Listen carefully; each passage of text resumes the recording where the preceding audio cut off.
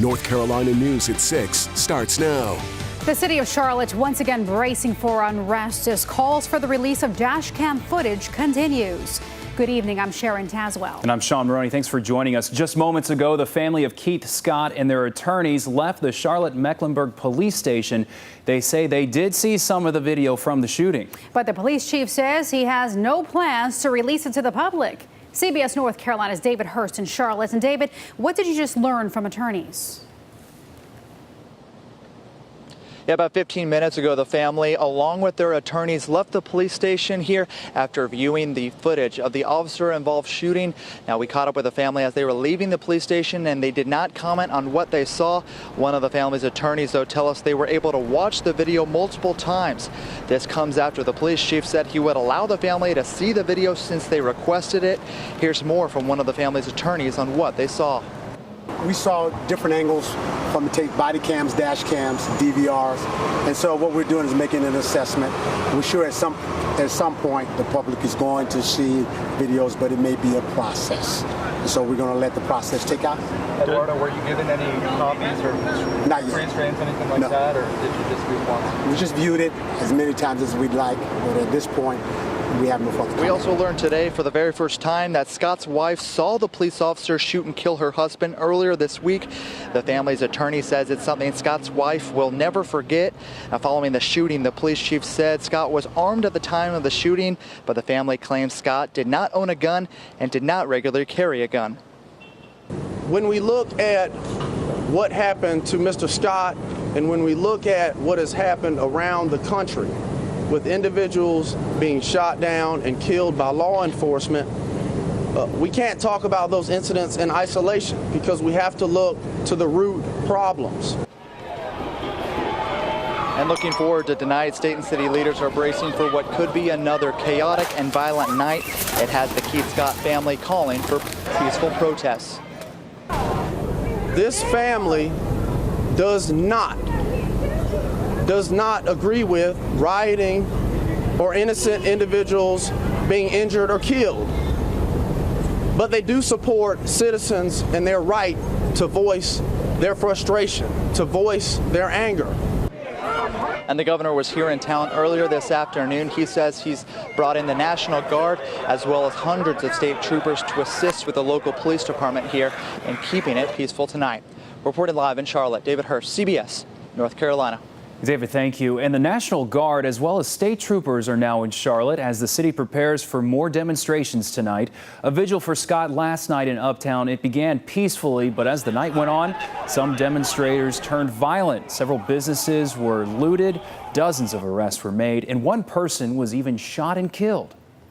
There's a lot of information about who did that shooting. We're reviewing video and we're assessing our people who were there as well because an allegation was made that one of our officers might have been involved. As I said before, guys, we're here to seek the truth. So we're investigating that to find the truth, the absolute truth. Now, as a state of emergency is in place, several hundred troopers and members of the National Guard, they are in Charlotte. Governor McCrory says they're there to protect businesses from more damage. Primarily their responsibility, but it could be changed under the chief of police, is to help protect the buildings and other structures in and around the Charlotte area so the police department here can do their job. The governor mobilized the National Guard last night after a request from Charlotte's police department. Meanwhile, demonstrations in response to Scott's death continue across the state. In just under an hour, a peace march will get underway in downtown Durham. CBS North Carolina's Carly Griffith is in CCB Plaza, where people will be gathering shortly. And Carly, what are organizers' goals for tonight? Well, Sharon, the number one goal, they're calling it a peaceful march, and they want to keep it that way. Rodney Williams, the organizer, says that he wants to fill this plaza with people to talk and pray about ways to heal these communities. Now, Williams believes there is a problem with how African Americans are treated by police. He says the shooting in Charlotte is prime evidence of that problem. But he says rioting is not the way to get their voices heard. He's upset that the Queen City is being torn apart in such a way, so he is asking folks in Durham to come together. Our brothers and sisters, black and white, listen to me good. We shouldn't be at odds with each other. We're Christians. We're supposed to come on common ground and think about everybody. Now, Williams says that he is hoping that tonight's march remains peaceful, and he is saying that he will ask anyone to leave who is trying to incite violence or cause any damage. And of course, we'll have more on tonight's peaceful march tonight on our 11 o'clock news. For now, live in Durham, Carly Griffith, CBS, North Carolina. Carly, thank you. And Scott's death has caught national attention. It's now part of a larger discussion. CBS North Carolina Investigates Jonathan Rodriguez is here with what state and national leaders want to see. Jonathan? Yeah, Sean, this has quickly reached beyond Charlotte, and state leaders say they want the federal government to step in. Now, for the second day in a row, protests in response to Mr. Scott's death took place in Charlotte last night. For the second day in a row, those protests were marred by violence. Attorney General Loretta Lynch was quick to call for an end to this. And I know that the events of recent days are painfully unclear, and they call out for answers.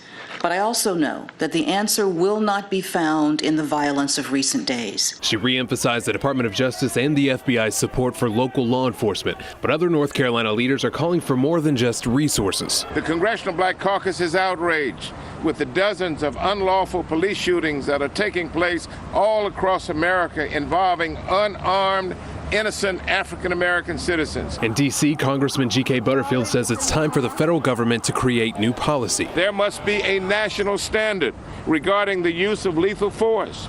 Body cameras and other technology must be required. We must have better training for police officers and identify and remove those officers with a propensity to overreact. Lynch says her department is open to a dialogue, but in the meantime, she had this message for her fellow North Carolinians. Most of the demonstrators gathered last night were exercising their constitutional and protected right to peaceful protest. We need your voice. We need your passion. But I urge those responsible for bringing violence to these demonstrations to stop, because you're drowning out the voices of commitment and change, and you're ushering in more tragedy and grief in our communities. Butterfield says he wants federal authorities to aggressively prosecute unlawful shootings. Lynch says the FBI and the DOJ are monitoring the investigation. Sharon? And the Carolina Panthers in the National Football League say they're monitoring the unrest in Charlotte. CBS North Carolina's Jeff Jones has been in contact with officials there, and we'll have more coming up in sports. In the meantime, be sure to follow WNCN as well as our David Hurst and Robert Richardson, who are in Charlotte, on Twitter as this story continues to develop. Well, the Cumberland County teacher who stepped on the American flag in class met with the superintendent today. Lee Francis says he was simply teaching a lesson about free speech. Still to come tonight, what kind of punishment was laid down and how Francis is reacting. Cloudy skies, rain, and mainly temperatures in the 70s now for 4 days in a row, but there might not be a fifth. Changes tomorrow in addition to some rain tonight. We'll track them both coming up in your forecast. But first, why hundreds of UNC students were working together today in honor of one of their own.